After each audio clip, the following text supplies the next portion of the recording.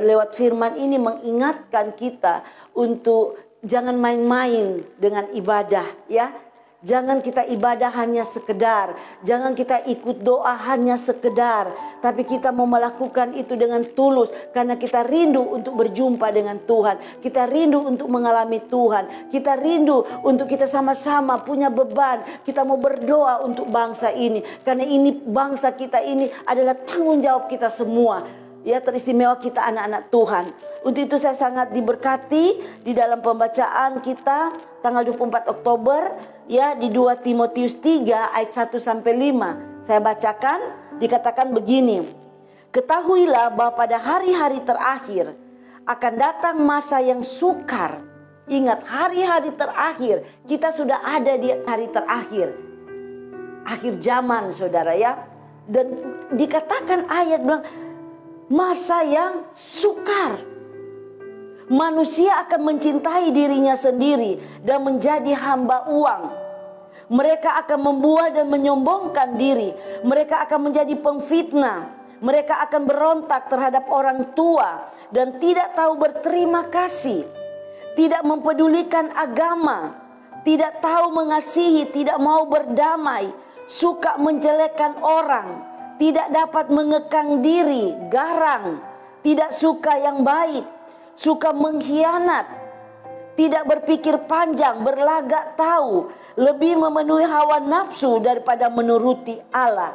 Ayat 5, secara lahiriah mereka menjalankan ibadah mereka, tetapi pada hakikatnya mereka memungkiri kekuatannya. Jauhilah mereka itu. Mari waktu kita membaca firman ini, kita mendengar, kita aplikasikan dalam kehidupan kita. Apakah kita masuk tergolong orang-orang yang disebutkan di akhir zaman ini? Ayat 5, saudara. Ya, yang menjadi nat saya malam hari ini itu ayat 5. Dikatakan secara lahiriah mereka menjalankan ibadah mereka, tetapi pada hakikatnya mereka memungkiri kekuatannya. Dan jelas sekali Paulus bilang jauhilah mereka itu. Lewat firman Tuhan ini saya menangkap, saudara. Saya mengerti bahwa Tuhan mau di dalam kita beribadah, kita berdoa, kita harus melakukan itu dengan sungguh-sungguh, saudara. Jangan hanya sekedar. Saya terkejut, saudara, ya. Mendengar pengakuan ada seseorang yang mengaku dia secara rutin beribadah dan bahkan mengikuti kebaktian-kebaktian di dalam kelompok-kelompok kelompok Alkitab. Kalau di gereja kita dibilang kelompok sel, family sel, saudara, ya. Dikatakan saya tidak merasakan dampak apapun dari kegiatan ibadah yang selama ini dia ikuti. Bayangkan, saudara. Sementara ada orang yang mengaku mengalami perubahan hidup lewat dia mengikuti ibadah, saudara. Bahkan waktu saya memulai doa syafaat ini, ada kesaksian-kesaksian. Ada yang sampai dia nangis, ada yang dia mengalami kelegaan, dia sedang menghadapi masalah waktu dia mengikuti doa. Karena waktu kita beribadah, saudara, ada kuasa di dalam ibadah itu. Kalau kita melakukan itu dengan sungguh-sungguh, karena kita rindu. Bukan kita mau lihat siapa pembicaranya, tapi kita rindu untuk mengalami Tuhan. Jangan sampai, saudara, kita beribadah tetapi kita kehilangan kekuatan atau kehilangan esensi dari ibadah itu sendiri.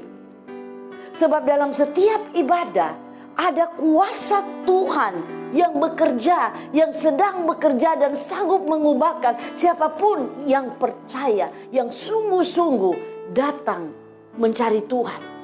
Jangan sampai kita menganggap bahwa ibadah hanya program, hanya rutinitas, sehingga sekalipun terlihat beribadah dan memuliakan Tuhan, hati kita sebenarnya jauh dari Allah.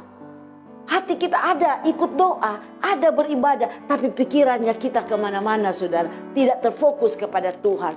Coba saudara bandingkan dengan Yesaya 29 ayat 13. Katakan begini, saudara, ya. Dan Tuhan telah berfirman, oleh karena bangsa ini datang mendekat hanya dengan mulutnya, dan memuliakan aku itu Tuhan, hanya dengan bibir, padahal hatinya menjauh daripadaku. Jika sudah seperti ini, aktivitas ibadah selama ribuan kali pun akan menjadi percuma, akan menjadi sia-sia.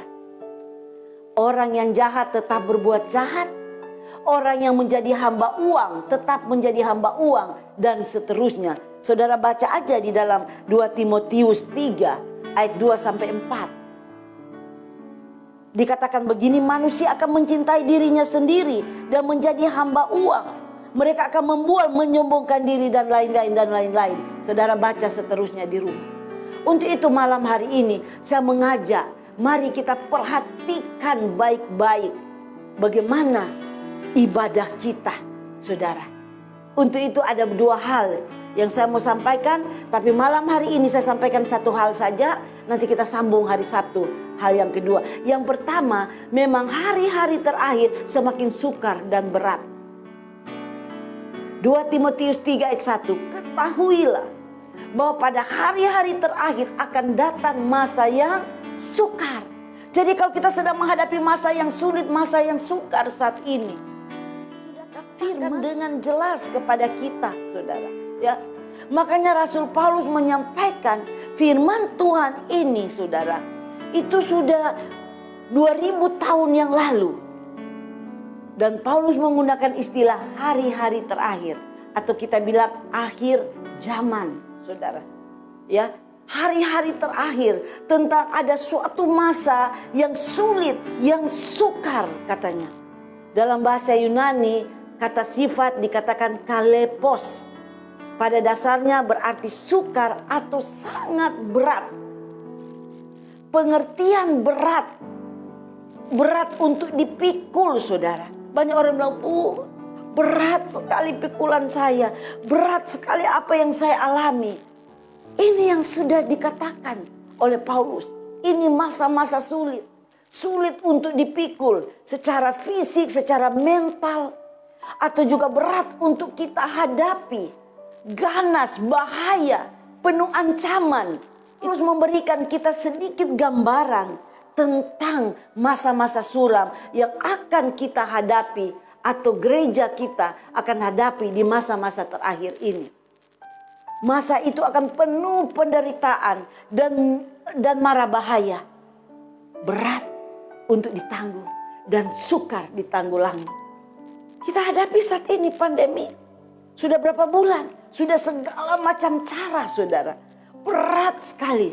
Kayaknya sukar untuk menanggulanginya. Untuk itu malam hari ini, firman ini kembali. Paulus ingatkan kepada saya dan saudara, bahwa kita harus sadar. Ayo sadar dengan keadaan ini, saudara, ya. Karena kitalah yang harus bertanggung jawab atas masa penuh ancaman yang ditanggung. Bahkan gereja-gereja, saudara. Orang-orang yang telah terjatuh ke dalam dosa, yang jahat, yang tabiatnya sudah bejat, yang perilakunya berpusat pada kepentingan diri sendiri dan tidak takut akan Allah, yang akal budinya memusuhi Allah dan hukumnya. Ini jelas kalau saudara baca ulang di rumah, ya, saudara.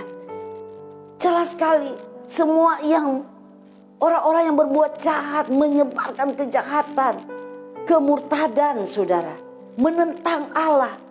Ayo bertobat. Kalau kita masih hidup dalam dosa, hidup dalam kejahatan, hidup dalam perzinahan, perselingkuhan, saudara, dalam kebohongan, mari saudara bertobat. Yang masih nonton klik-klik film-film porno, bertobat sungguh-sungguh, saudara. Anak-anak muda dalam pergaulan yang bebas, bertobat. Roma 8 ayat 7-8 katakan begini, saudara. Sebab keinginan daging adalah perseteruan terhadap Allah, karena ia tidak takluk kepada hukum Allah. Hal ini memang tidak mungkin baginya. Mereka yang hidup dalam daging, katanya, tidak mungkin berkenan kepada Allah. Untuk itu kita harus hidup pada hari-hari terakhir ini yang sangat berat dan penuh sukar. yang mencakup masa-masa penuh bahaya dan ketegangan. Ini akibat ulah kita manusia yang jahat. Untuk itu mari kita harus menyadari hal ini. Camkan dalam hati. Dan dengan demikian bersiap-siap untuk kita hidup lebih baik lagi. Paulus membukakan keadaan masa di akhir zaman. Di mana manusia mengalami kemerosotan. Kualitas moral dalam kehidupan semakin hari tampak semakin jahat. Kalau kita lihat fakta yang terjadi di sekitar kita, itu sangat nyata sekali. Artinya saudara, Alkitab tidak meleset ketika membicarakan apa yang kelak akan terjadi. Sekalipun Alkitab dibicarakan atau dituliskan 2000 tahun yang silam. Karena itu apa yang dikatakan Alkitab bukan sebuah prediksi atau ramalan, tetapi sungguh-sungguh menjadi sebuah penggambaran tentang kebenaran yang Allah katakan kepada saya dan saudara. Dalam kenyataan hidup, makin hari makin sukar, makin berat. Moralitas yang mengalami penurunan yang sangat mengerikan saat-saat ini. Terjadi kemerosotan yang sangat menakutkan. Saya bilang sudah lebih parah dari Sodom dan Gomora, saudara. Contoh, kalau dulu dengan tegas orang berkata homo itu dosa. Sekarang tidak lagi, karena sudah dianggap biasa. Kalau dulu kawin cerai dianggap sesuatu yang tidak baik. Tapi sekarang dianggap lumrah, saudara. Maka terang-terangan mereka berselingkuh aja terang-terangan. Pakai foto, pakai selfie lagi, saudara. Maka ini menjadi suatu fakta yang sangat menyedihkan di dalam kehidupan. Orang korupsi dulu malunya minta ampun. Sekarang malah pamer, saudara. Nggak malu-malu. Di mana kemudian orang dengan toleransi yang sangat tinggi, akibatnya kompromi yang sangat menakutkan. Sehingga sekarang kalau pendeta khotbah keras, misalnya orang-orang bilang apakah kalau dulu pendeta khotbah keras, saudara, orang bertobat. Sekarang dibilang terlalu keras atau singgung-singgung, saudara. Banyak yang tersinggung, bukannya bertobat.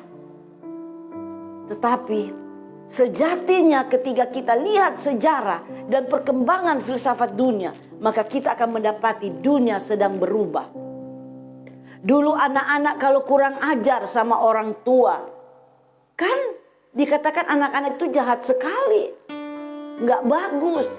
Sekarang kan banyak, bahkan jadi candaan kadang-kadang orang tua mereka. Jika ada yang berubah dari zaman orang tua kita ke zaman sekarang, saudara. Ingat, yang berubah itu kita manusia, bukan kebenarannya. Kebenaran tidak berubah, tapi manusia yang berubah. Sehingga kebenaran yang dulunya tegas dan jelas, yang bisa diterima orang dalam kualitas hidup di masa lalu, masa sekarang orang tidak bisa terima lagi. Makanya apa-apa aja tersinggung, apa-apa aja kecewa. Benar gak, saudara? Karena dianggap menjadi sesuatu yang menghambat kehidupan, menghambat kiri dan kanan, saudara. Padahal memang harus seperti itu. Contoh lagi, kalau orang ditegur salah, ya, kalau dulu ditegur orang, kalau dia salah menunduk, saudara, ya dia bilang iya maaf saya salah.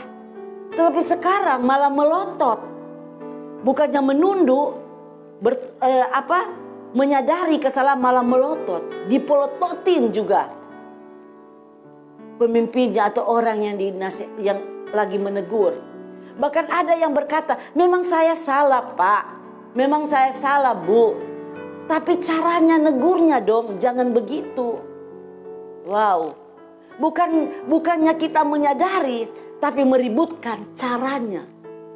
Aneh kan? Tapi itulah keadaan sekarang, aneh tapi nyata. Karena itu kenyataan. Inilah kehidupan. Betapa sukarnya kita menegakkan nilai-nilai kebenaran itu. Ini realitanya. Kehidupan yang sukar itu menjadikan Manusia sulit menegakkan nilai kebenaran Kristiani karena diperhadapkan dengan penurunan moral yang sangat merosot tajam. Karena mereka lebih menuruti hawa nafsu daripada menuruti Allah. Jelas sekali dalam firman Tuhan ini. Untuk itu mari saudara, malam hari ini kita bertanding atau kita bertarung dalam nilai kebenaran yang sejati. Ayo saudara-saudara, kalau kita mau jujur, marilah kita menjaga nilai-nilai Injil kebenaran tetap hidup di dalam kita. Di tengah kondisi situasi sesulit apapun, keadaan sesulit apapun, kita jaga nilai-nilai kebenaran yang sudah kita dengar, yang sudah kita terima. Saya pun terus berjuang, bukan saya sudah sempurna, saya terus berjuang menjaga nilai itu tetap di dalam hidup saya. Untuk itu saudara yang dikasihi oleh Tuhan, malam hari ini mungkin agak keras saya sampaikan, karena ini yang saya berhari-hari saya renungkan dan saya pikirkan, saudara.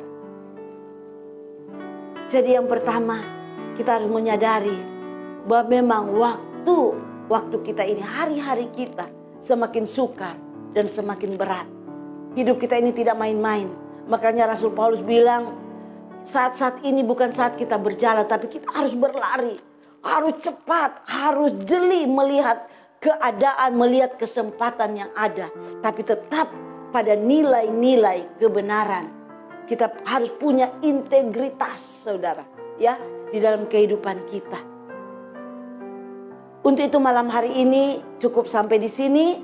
Ada poin yang kedua, nanti kita akan belajar, saya akan sambung di doa syafaat kita hari Sabtu, ya. Kita kembali hari Sabtu kita berdoa, dan saya mengharapkan kita semua untuk bisa dengan serius, ya, dengan minta Tuhan, dengan beban, sesibuk apapun Tuhan, kita mau berdoa syafaat. Karena ini yang Tuhan inginkan. Waktu kita berdoa syafaat, kita sedang berada di tengah antara manusia dan Allah, saudara. Dan kita sedang duduk bersepakat dengan Allah Bapa, Allah Roh Kudus, Allah Anak, yaitu Tuhan kita Yesus Kristus. Puji nama Tuhan. Tuhan memberkati kita.